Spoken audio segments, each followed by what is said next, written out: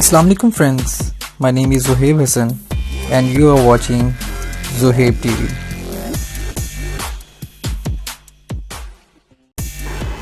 ये है इंग्लैंड का मशरकी इलाका लिंकनशायर, जिसके एक कस्बे ग्रैंटन के करीब एक घर जिसे आप अपनी स्क्रीन पर देख रहे हैं, जिसे वुल्स शॉप कहा जाता है। यहाँ दुनिया को पहली बार ग्रेविटी यानी कि कशिश शकल का कॉन्सेप्ट देने वाली दुनिया के मशहूर साइंसदान आइजैक न्यूटन का 1642 में क्रिसमस के रोज़ जन्म हुआ।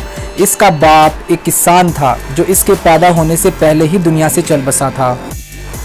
न्यूटन बचपन से ही गुर्बत और यतीमी का दुख झेल रहा था कि अभी वो महज 3 बरस का ही था कि इसकी माँ ने एक अमीर चर्च के पादरी से शादी कर ली और वो इसे इनके दादा दादी के पास ही छोड़कर अपने नए शोहर के घर रुखसत हो गई।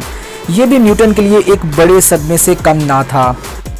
बचपन से ही माँ बाप के ना होने की वजह से वो नफ्सियाती मसाइल से दो चार हो गया। वो ज़्यादा वक्त तन्हा गुजारता और लोगों से मिलने जुलने से कतराता था। उसने तन्हाई को अपना दोस्त बना लिया था और इसी वजह से उसने उम्र भर शादी नहीं की। आप ये जानकर यकीन नहीं करेंगे कि वो एक नालायक तालिबे इल्म था, जो एक नाकाबिल यकीन बात है। इसकी ज़्यादा दिलचस्पी मशीनी खिलौने बनाने में थी। 1655 में न्यूटन को 12 बरस की उम्र में ग्रैंथम की किंग्स स्कूल में दाखिल करवा दिया गया। वो स्कूल दूर होने की वजह से स्कूल के करीब एक फार्मासिस्ट के घर ठहरा था और स्कूल के एक दीवार पर इसने अपने दस्तखत भी किए थे, जो कि अब भी इस स्कूल की दीवार पर मौजूद हैं। 5 बरस बाद न्यूटन कैम्ब्रिज यूनिवर्सिटी के ट्रिनिटी कॉलेज में दाखिल हो गया। कहा जाता है कि न्यूटन ने सिर्फ 19 बरस की उम्र में अपने गुनाहों की एक लिस्ट भी बनाई थी। इस लिस्ट में गुनाह ये भी था कि उसने अपनी माँ और सौतेले बाप को धमकी दी थी कि ये इनका घर जला देगा। इसके साथ साथ इसने ये भी लिखा कि वो मरना चाहता है और उसने दूसरे लोगों के मरने की भी ख्वाहिश की है। इसके अलावा ये कि वो एक लालची शख्स है और उससे पैसों से बहुत मोहब्बत है।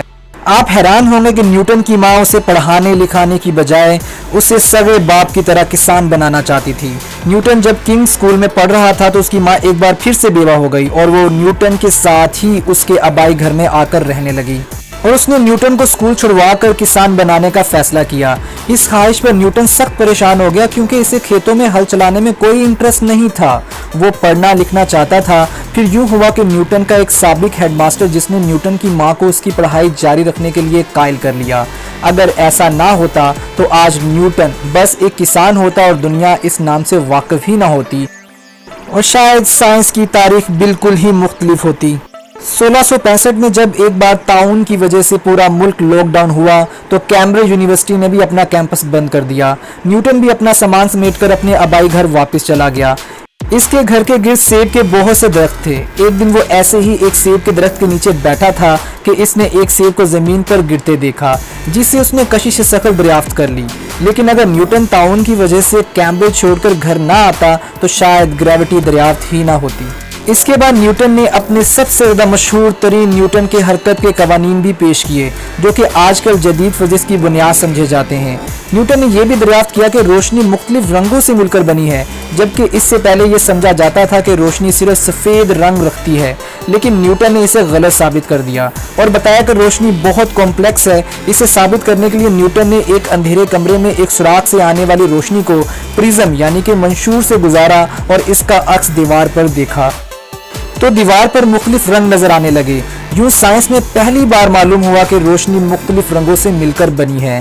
इसके बाद इसी कॉन्सेप्ट पर मजीद तहकीकात की गईं, लेकिन इस तहकीक पर न्यूटन की बहुत से लोगों से लड़ाई भी हो गई, जिसमें से एक रॉबर्ट हुक भी था। इसका एतराज़ ये था कि न्यूटन ने इसकी तहकीक को चुराया है, जिस पर न्यूटन को इंतहाई गुस्सा आया और उसने तन्हाई इख्तियार कर ली और काफ़ी अरसे तक लोगों से मिलना जुलना बंद कर दिया।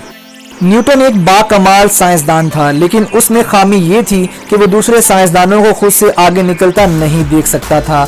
इसने धोखे से कैलकुलस में की जाने वाली तहकीक अपने नाम कर ली।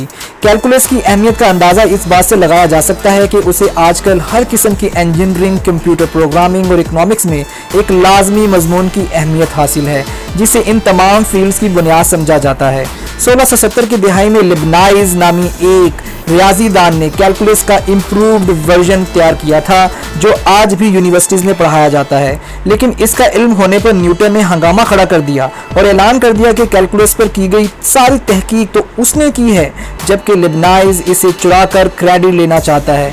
मामला बढ़ने पर लेबनाइज ने रॉयल सोसाइटी ऑफ लंदन में न्यूटन के खिलाफ अपील दायर कर दी।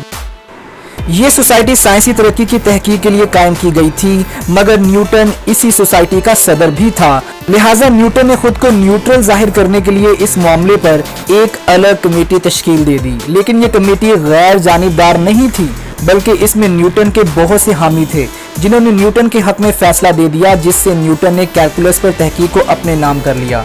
न्यूटन 1703 से लेकर अपनी मौत तक यानी कि 1727 तक इसका सदर रहा।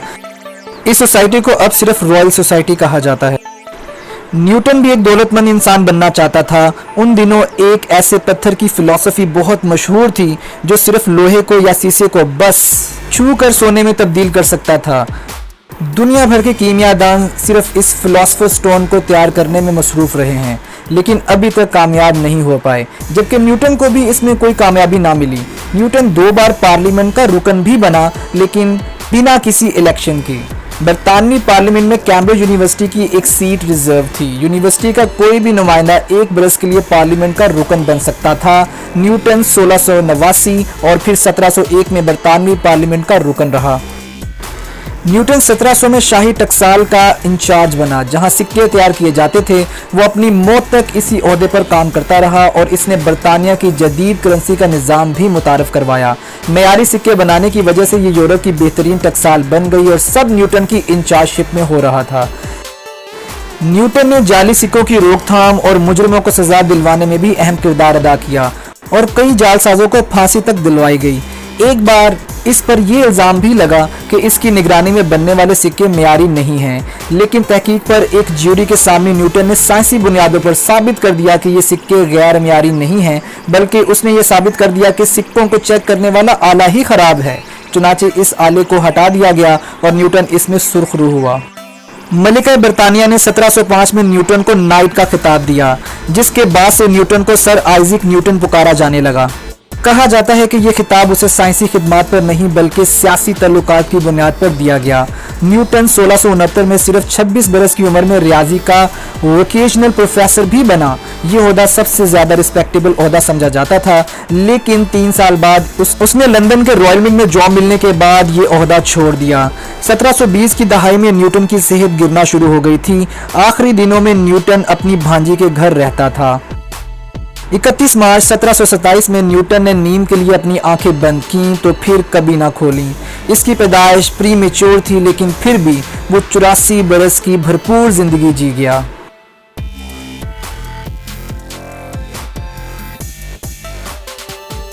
फ्रेंड्स, आज के लिए बस इतना ही। हम फिर हाजिर होंगे अपनी एक नई और दिलचस्प वीडियो के साथ। तब तक अपना ख्याल रखिएगा। Thanks for watching this video. अल्लाह हाफिज़।